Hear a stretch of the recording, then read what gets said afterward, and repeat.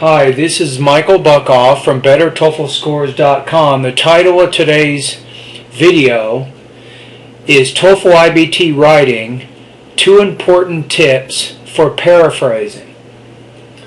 Vocabulary, one of the cornerstone skills for passing the TOEFL iBT, and part of having good vocabulary is increasing your knowledge of synonyms, a word which is in some way similar to another word in meaning. Whether you want to become a good writer, reader, listener, or speaker on the TOEFL iBT, you will need to improve your knowledge of synonyms.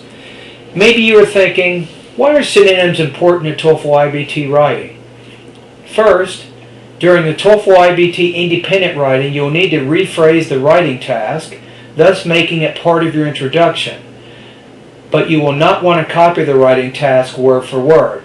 For example, if you're asked the question, what are the benefits of studying overseas?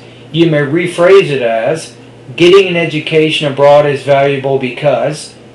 Second, on both the independent and integrated writing sections, you should state a thesis in the introduction, after which you rephrase its main points as key words in your topic sentences in your developmental paragraphs.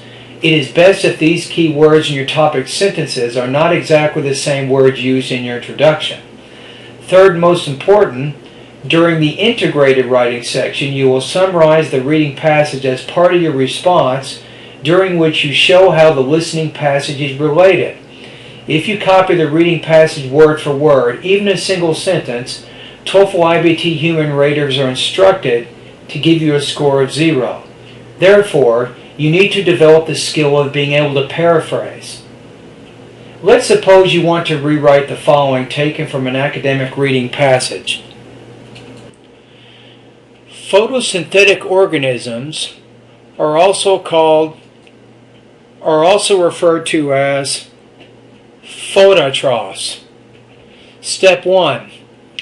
In terms of paraphrasing this sentence, this is pretty complicated, but there are some things that you need to do in order to make this a paraphrase. Step 1. Identify nouns, adjectives, adverbs, and verbs in the sentence, and then, wherever possible, choose synonyms of those words, using different parts of speech if necessary. For example, photosynthetic organisms is the same thing as living things using photosynthesis. You notice how I went from photosynthesis to photosynthetic? How about, are also referred to, can also be, you can use scientists additionally call. The word scientist is not mentioned in the sentence, but maybe it's implied, because this sounds pretty scientific to me. And photoautotrophs, I don't think there's really anything you can do with that. You're pretty well stuck with the same word.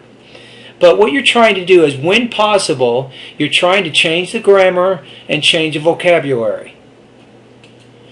Step 2. Change the grammar from passive to active or vice versa. Somehow change the word order of this sentence so human raters do not accuse you of stealing the grammar structure in the reading passage. Now, the rewritten sentence is this. Scientists additionally call living things using photosynthesis photoautotrophs. Now, you can also see the original below it. Photosynthetic organisms are also referred to as photoautotrophs. So, as you can see, the rewritten sentence changes the word order, grammar, word forms, and vocabulary so that the rewritten version does not look exactly like the original. Now, this is very important. In terms of TOEFL practice, you need to take sentences from academic passages and practice rewriting them so they are not exactly the same as the original.